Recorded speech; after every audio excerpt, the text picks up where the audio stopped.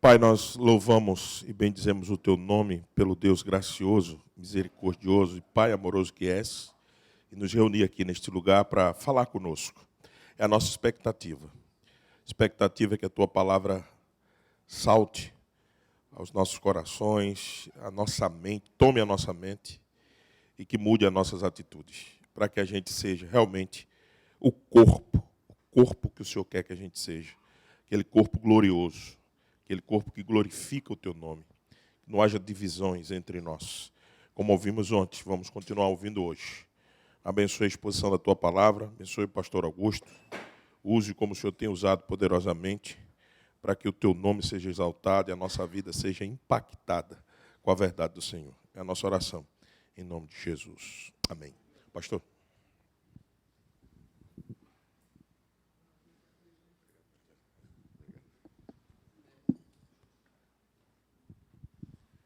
Queridos, bom dia. Bom dia.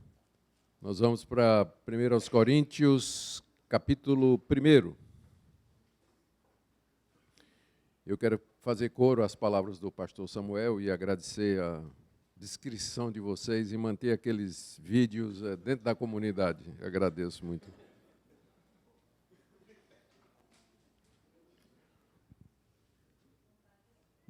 Eu sei que vocês têm vontade de publicar no Instagram de vocês, mas não façam isso, não. Eu já tenho muitos inimigos nas redes sociais, não preciso de munição não para eles. Vamos lá, gente, 1 Coríntios, capítulo 1, nós vamos do verso 18 até o verso 31. Certamente a palavra da cruz é loucura para os que se perdem, mas para nós que somos salvos, poder de Deus. Pois está escrito, destruirei a sabedoria dos sábios e aniquilarei a inteligência dos instruídos. Onde está o sábio, onde o escriba, onde o inquiridor desse século? Porventura não tornou Deus louca a sabedoria do mundo? Visto como na sabedoria de Deus o mundo não o conheceu por sua própria sabedoria, aprove a Deus salvar os que creem pela loucura da pregação. Porque tanto os judeus pedem sinais, como os gregos buscam sabedoria. Mas nós pregamos a Cristo crucificado, escândalo para os judeus, loucura para os gentios. Mas para os que foram chamados, tanto judeus como gregos, pregamos a Cristo poder de Deus e sabedoria de Deus. Porque a loucura de Deus é mais sábia do que os homens, e a fraqueza de Deus é mais forte do que os homens. Esse trecho que eu li para vocês é o primeiro princípio que Paulo coloca para resolver o problema de divisões da igreja. Agora vem o segundo. Irmãos, reparai, pois, na vossa vocação, visto que não foram chamados muitos sábios, segundo a carne, nem muitos poderosos, nem muitos de nobre nascimento. Pelo contrário, Deus escolheu as coisas loucas do mundo para envergonhar os sábios, e escolheu as coisas fracas do mundo para envergonhar as fortes. E Deus escolheu as coisas humildes do mundo e as desprezadas e aquelas que não são, para reduzir a nada as que são, a fim de que ninguém se vanglorie na presença de Deus. Mas vós sois dele em Cristo Jesus, o qual se nos tornou da parte de Deus sabedoria, justiça, santificação e redenção, para que, como está escrito, aquele que se glorie-se no Senhor. Até aqui. Irmãos, por amor àqueles que não estiveram aqui ontem, só puderam chegar hoje de manhã, eu vou fazer um resumo bem sucinto. Paulo escreveu os 4 primeiros capítulos da carta aos Coríntios para tratar de um problema de divisão que tinha na igreja. Haviam se formado grupos em torno dos líderes da história recente da igreja, Paulo, o fundador, Apolo, o eloquente, Pedro, o chefe dos apóstolos, e mais um grupo que não admitia autoridade sobre eles, que se chamava aqueles que eram de Cristo. Paulo trata do problema com alguns princípios teológicos, e nós vamos ver agora de manhã 2 deles. Na mensagem de ontem nós vimos como Paulo, ele explica como é que ele teve conhecimento do problema. Ele estava em Éfeso, a família de Cloe, uma família da igreja de Corinto. Alguns estiveram lá com Paulo, expuseram o problema, além de outros problemas que havia na igreja, era uma igreja extremamente problemática, E Paulo, então, escreve essa carta para resolver esses problemas, para orientá-los sobre como viver juntos, era uma igreja extremamente dividida, e para resolver esse que parece ser o problema principal, que era a divisão interna da igreja. A igreja ainda se reunia no mesmo lugar, mas internamente ela estava rachada em torno desses grupos. Paulo já tinha começado a dizer que ele não tinha nada a ver com a formação do grupo Eu Sou de Paulo, porque, inclusive, não tinha batizado ninguém, com poucas exceções, quando ele estava lá. E até porque, ele diz, terminando o verso 17, Cristo tinha enviado ele para pregar o Evangelho e não para batizar. E não pregar de qualquer jeito, mas, como ele diz aqui, não com sabedoria de palavra, para que não se anule a cruz de Cristo. Nós vimos ontem o que era sabedoria de palavra, que era a retórica, a eloquência, era a filosofia, tão estimada e apreciada pelos gregos, que tinham trazido para dentro da igreja a idolatria com relação aos principais mestres e retóricos daquela época, especialmente os sofistas. Depois da queda lá no Jardim do Éden, duas linhas se desenvolveram. A humanidade se dividiu em duas linhas. Uma, a descendência da mulher, aquela é o povo descendente de Sete, a quem Deus deu a sua revelação. Deus acompanhou, Deus se revelou, Deus trouxe a verdade. A outra descendência, a de Caim, ficou entregue ao seu próprio coração, ao seu próprio discernimento. E então, sem o conhecimento verdadeiro de Deus, a descendência de Caim, ao longo dos séculos, criou outros deuses, criou formas de adoração e procurou explicações para a existência do mundo, enquanto que os setitas, e de Sete você vai chegar em Noé, e de Noé você vai ter Abraão, depois você vai ter Isaac, Jacó, os patriarcas, a nação de Israel. Então, toda essa linha era conhecedora da verdade a respeito de Deus, conhecia o único Deus verdadeiro, eles e somente eles. Todo o restante do mundo, o grande império babilônico, o império assírio, o Egito, as regiões mais distantes, estavam na mais completa ignorância. Eles não conheciam o Deus verdadeiro e eles fizeram deuses para si. E, especialmente, os gregos debaixo de Alexandre o Grande, eles se debruçaram diante das grandes questões da vida. Quem nós somos, por que nós existimos, como é que o mundo funciona, existe uma inteligência além da nossa? Então, responder essas perguntas era o trabalho do que nós chamamos de filosofia. A palavra filósofo é uma palavra grega que significa amigo, philos, sofia, amigo da sabedoria. Então, o filósofo era alguém que procurava adquirir sabedoria,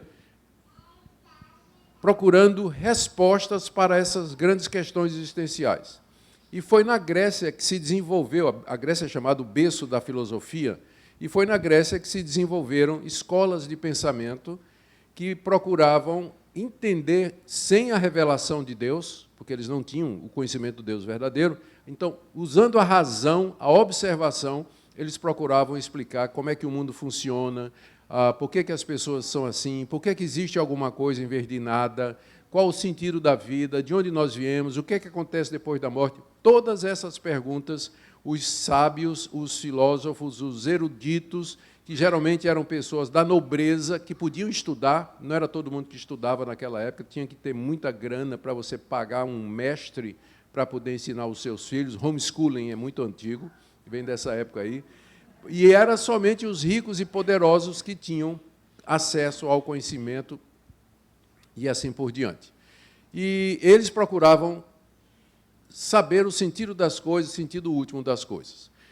Quando esses gregos se converteram com a pregação de Paulo lá em Corinto, eles entraram na igreja e eles ainda mantiveram durante um tempo um apreço por essa sabedoria mundana, por essa cultura mundana e a valorização daqueles que a possuíam.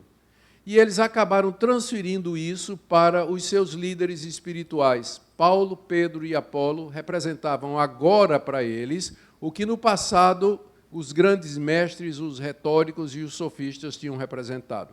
E aí, ao fazer as comparações, quem falava melhor, quem tinha mais cultura, quem tinha mais conhecimento, a igreja se dividiu. A igreja quebrou a unidade. Ainda estavam no mesmo lugar. Não tinha tido ainda uma separação. Nenhum grupo tinha saído. Mas internamente eles estavam rachados. É esse o pano de fundo dos capítulos 1, 2, 3 e 4 da primeira carta aos Coríntios. E aqui o apóstolo Paulo, depois de dizer que ele não contribuiu em nada para isso, ele coloca alguns... São 5 ou 6 princípios que ele coloca que, se entendidos bem, serviriam para curar essas divisões em torno de pessoas e manter a unidade da igreja. O primeiro deles é esse contraste que o apóstolo Paulo faz entre a sabedoria do mundo, a filosofia, a busca de respostas sem o conhecimento de Deus, e a própria sabedoria de Deus. Paulo faz um contraste entre as duas para dizer para os coríntios, olha, vocês estão muito entusiasmados com a sabedoria do mundo e aqueles que a representam, a ponto de exaltar os seus pastores. Mas a sabedoria de Deus é exatamente o contrário daquilo que a filosofia e a história, a cultura e o conhecimento do mundo estão dizendo.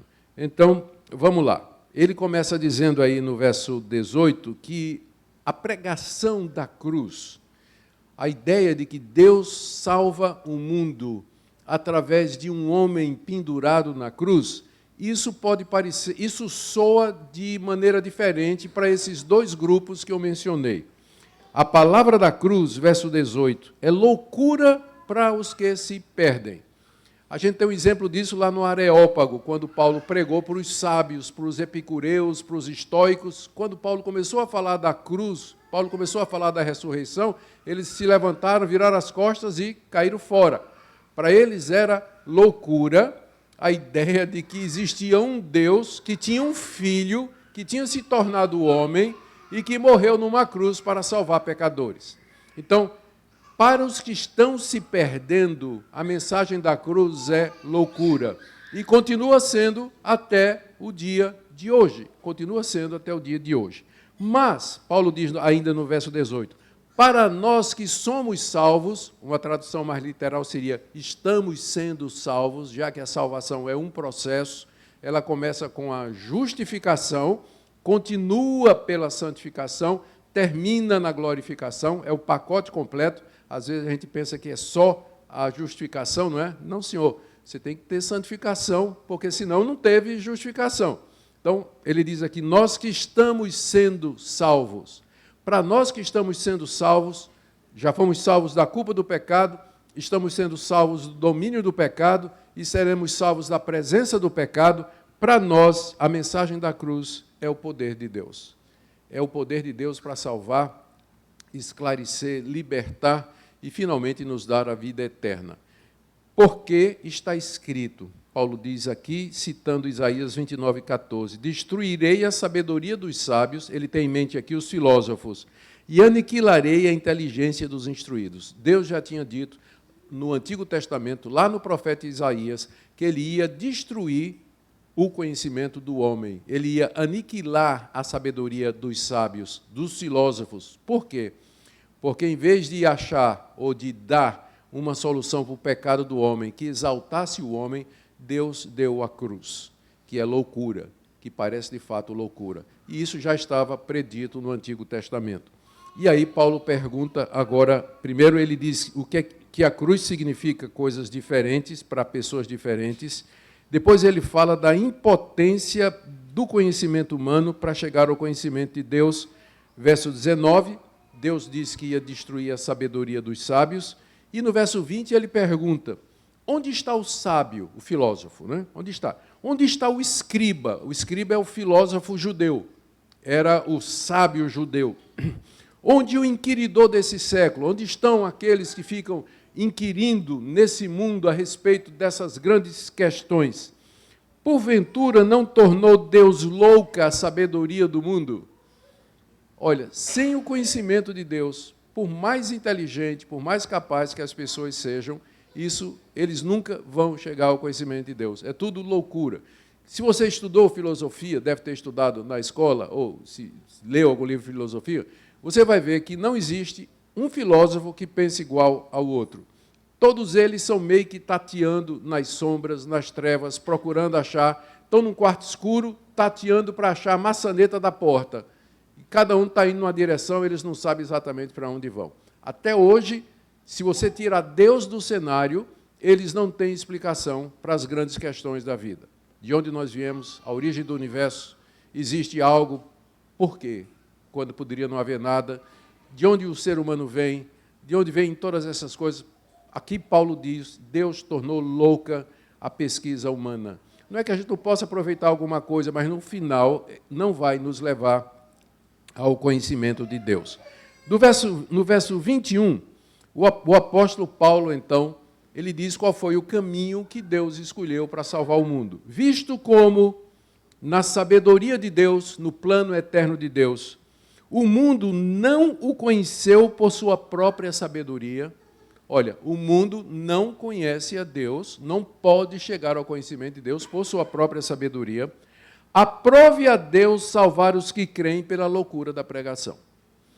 Uma vez que o mundo rejeitou o conhecimento de Deus, uma vez que o mundo procura descobrir a verdade pelos seus próprios caminhos, Deus, então, resolveu salvar o mundo através de um meio que ninguém nunca pensou.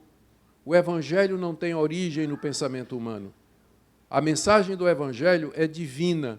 Somente Deus poderia imaginar, devise, qual seria a palavra para devise?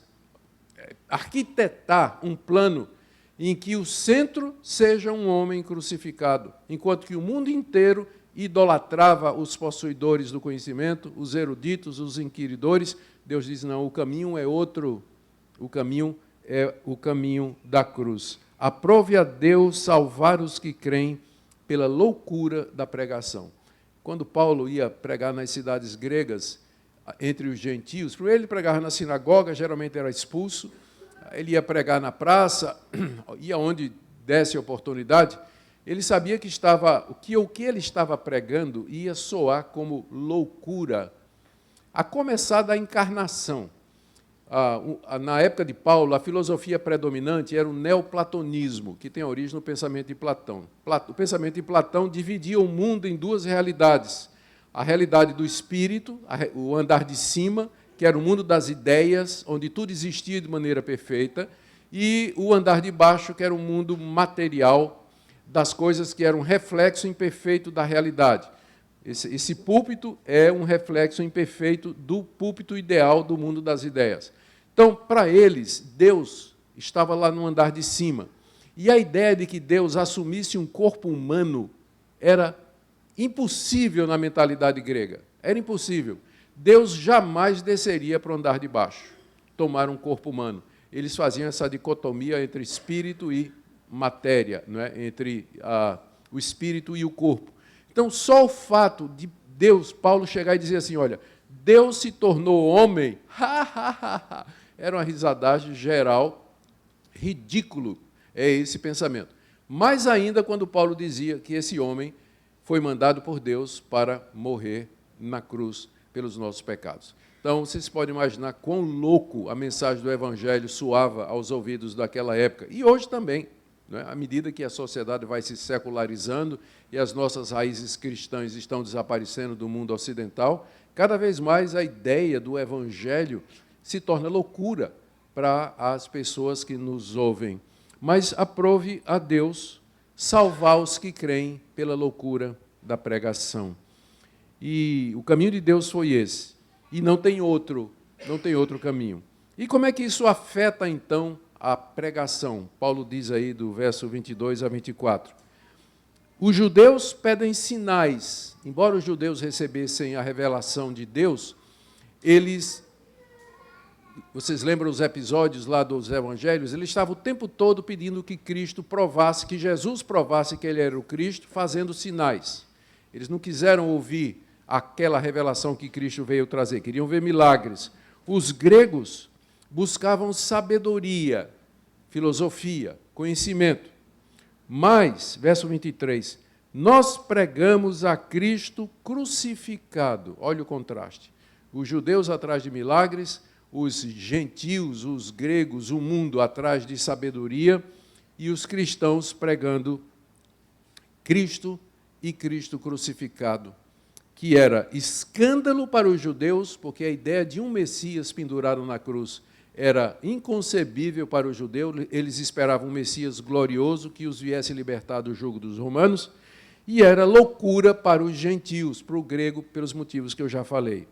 Mas, verso 24, para os que foram chamados, aqui se refere, é uma referência indireta à eleição, aqueles que Deus chamou de entre esse mundo caído, perdido, cego, louco, aqueles que Deus chamou, para eles, nós pregamos a Cristo, poder de Deus e sabedoria de Deus. O contraste é muito claro. O resumo está no verso 25, ó, porque a loucura de Deus, o que é a loucura de Deus? O Evangelho. É Deus sendo louco. Né? Deus sendo louco é a cruz. Você quer saber qual foi a maior loucura que Deus fez? A cruz, do ponto de vista humano. Não é? Mas, ainda assim, a loucura de Deus é mais sábia do que os homens. Por mais sábia que a humanidade seja, por mais conhecimento que ela adquira, ainda assim não vai ultrapassar a sabedoria de Deus, que no seu ponto mais louco é a cruz. E a fraqueza de Deus, o que é a fraqueza de Deus? Não é você, como diz um certo coach, né? Deus tem um ponto fraco e é você. Não. A fraqueza de Deus é ter enviado seu Filho, Jesus Cristo, ao mundo para morrer numa cruz. E isso, ainda que seja fraqueza, é mais forte do que a sabedoria do mundo. Por que Paulo está fazendo esse contraste entre a sabedoria do mundo e a fraqueza de Deus? Porque na hora que os coríntios diziam, eu sou de Paulo, eu sou de Apolo, eu sou de Pedro, eles estavam exaltando o homem, exatamente como o mundo faz. O mundo exalta os filósofos, os inquiridores, os cientistas, os PhDs, tem todo conhecimento, os ateus famosos, formados nisso e naquilo, enquanto que Deus, no auge da sua sabedoria, que para nós é o auge da sua loucura, veio no caminho inverso. Ele veio nos salvar não através de um super-homem todo-poderoso, sábio, não, um carpinteiro humilde, rejeitado pelo seu próprio povo, pendurado numa cruz pelos exércitos romanos, na forma mais cruel e humilhante de execução que havia naquela época. Esse é o contraste. Então, você na igreja se gloriar em homens ou exaltar homens na igreja, você está indo no caminho contrário de Deus, no caminho contrário. Isso aí deveria levar os coríntios a uma reflexão e acabar com aquelas divisões e parar com aquela exaltação que havia entre os homens.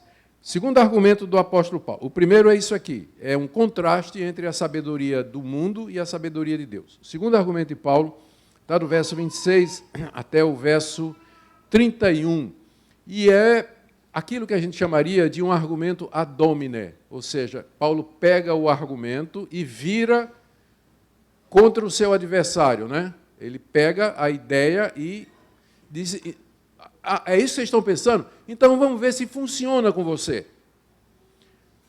Ele aqui pede que os coríntios olhem para eles, se eles valorizavam tanto a nobreza, a cultura, filosofia, a retórica. Paulo diz, olha para vocês, verso 26, irmãos, reparai, pois, na vossa vocação. Olhem para vocês. Note que, primeiro ele diz que para ser crente tem que ser chamado, né? Os que Deus chamou, e agora ele diz, olhe para a vocação de vocês. A vocação aqui é o chamado de Deus para ser cristão. Olhe para dentro de vocês, vocês que foram vocacionados por Deus para serem filhos dele. Vocês que foram chamados, preste atenção. Olhem quem Deus não chamou. Não foram chamados muitos, não, ele não diz nenhum, né? Porque tinha alguns. Mas não foram chamados muitos sábios segundo a carne. Olha aí no meio de vocês. Quantos professores de Harvard estão aqui? Quantos ateus, ex-ateus famosíssimos, e cultos e cheios de conhecimento estão aqui? Olha aí no meio de vocês. Olha no meio da igreja em geral.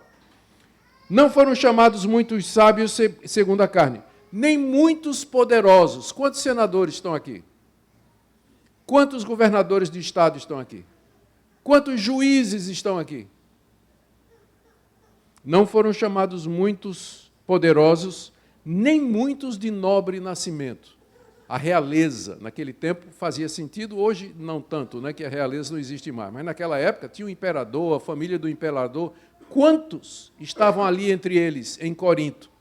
A pergunta de Paulo faz sentido, porque, na verdade, quando a igreja começou, ela era constituída, na maior parte, de órfãos, viúvas, soldados, diaristas, jornaleiros, os que trabalhavam pelo jornal, pela jornada de um dia, tá? Que é a mesma coisa de diarista. Pequenos comerciantes, viúvas.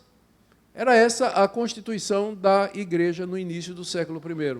E, se você olhar a história da cristandade, foram poucas as vezes em que a igreja teve um grande número da nobreza, de sábios, de gente com título dentro dela. Ela sempre foi do povão. A igreja de Cristo sempre foi composta das classes menos providas da sociedade, com algumas exceções, naturalmente. Paulo conhecia algumas delas. Tinha gente rica, poderosa, e que tinha vindo desse ambiente no meio das igrejas. Mas Paulo pede que a igreja olhe para a sua membresia e responda essa pergunta. Vocês valorizam tanto essas coisas? Bom, tá bom. E Deus valoriza? A prova que Ele não valoriza é que não tem no meio de vocês esse tipo de gente que vocês idolatram. Cadê os filósofos? Cadê os sofistas? O que é que eles fizeram com a mensagem do Evangelho? Rejeitaram, viraram as costas, correram quando Paulo começou a falar. E por que vocês valorizam isso? Por que vocês dão valor para isso aí? Deus não chamou esse pessoal. Pelo contrário, quem é que Deus chamou? Verso 27. Deus escolheu as coisas loucas do mundo. Deus escolheu as coisas loucas do mundo para envergonhar os sábios. Deus escolheu as coisas fracas do mundo para envergonhar as fortes. Deus escolheu as coisas humildes do mundo e as desprezadas e aquelas que não são para reduzir a nada a que são. Agora, imagine, né, o filósofo lá, o sábio, no alto da sua sabedoria, da sua imponência, chega na igreja de Corinto para visitar e olha e diz, ué, mas aquele cara é meu escravo. Ele trabalha para mim. Aquele é tutor dos meus filhos. A minha diarista, ela está ali. Isso aqui não pode ser de Deus, né? Só tem essa gentalha, só tem esse pessoalzinho aqui. Isso aqui não é de Deus. Deus escolheu as coisas loucas do mundo para envergonhar os sábios. E aquelas que não são, para envergonhar aquelas que pensam que são. Esse é o caminho de Deus. Esse é o caminho de Deus. Por que é que Deus fez isso? Paulo termina no verso 29 dizendo, a fim de que ninguém se vanglorie na presença de Deus. Ninguém se vangloria na presença de Deus. Dentro da igreja não tem lugar para vanglória. Bater no peito, pensar de si mesmo alguma coisa, porque Deus nos chamou da escória do mundo. Deus nos chamou da lata do lixo, por assim dizer. Deus nos chamou dos manicômios, dos orfanatos, nos chamou dos campos desolados. Deus escolheu exatamente aqueles que não são antes da fundação do mundo. E por que Deus fez isso? Para envergonhar, confundir aqueles que pensam que são alguma coisa. Que pensam que são alguma coisa. Olha como é que ele termina, do verso 30 até o verso 31. Mas vós sois dele. Para o mundo nós não somos nada, mas nós somos de Deus. Em Cristo Jesus, o qual se nos tornou da parte de Deus sabedoria. Cristo é a nossa sabedoria. Cristo é a nossa justiça. Nós não somos como os judeus que queriam, pela justiça própria, alcançar a redenção. Cristo é a nossa santificação se baseia em Cristo, e Ele é, finalmente, a nossa redenção. Ele é tudo que nós precisamos. Para o mundo é loucura, a cruz, mas para nós é o poder de Deus. Para quê? Verso 31, como está escrito, e aqui uma citação de Jeremias, profeta Jeremias, aquele que se gloria, glorie-se não em Paulo, Pedro ou Apolo, mas aquele que se gloria, glorie-se no Senhor. A nossa glória sempre vai ser o Senhor Jesus. Uma vez que a igreja entende isso, não tem lugar mais para divisões. Veja como isso aqui se aplica para curar aquele espírito divisivo lá na igreja de Corinto. Uma vez que nós entendemos o caminho de Deus é sempre nos humilhar, nos colocar no nosso lugar, nunca nos exaltar, nunca dividir a glória dele conosco. Então, sempre o caminho de Deus vai ser esse. Em termos de unidade, o que é que isso representa? Se há discussões, se há disputas, se há discórdias, o caminho é humilhar-se, tomar o caminho da cruz, de Cristo, se quebrantar, procurar reconciliação, confessar, procurar reparar o mal que foi feito de todas as formas, porque nós somos discípulos do crucificado, daquele que abriu mão da sua glória, abriu mão do seu bem-estar para salvar um povo para si. Por isso, não fazia o menor sentido ter aquelas divisões lá na igreja de Corinto, porque eles não tinham entendido as implicações da cruz de Cristo. Segunda coisa que nós podemos aprender aqui, a importância de estudarmos a palavra, entendermos a palavra e, acima de tudo, o que é que a cruz representa.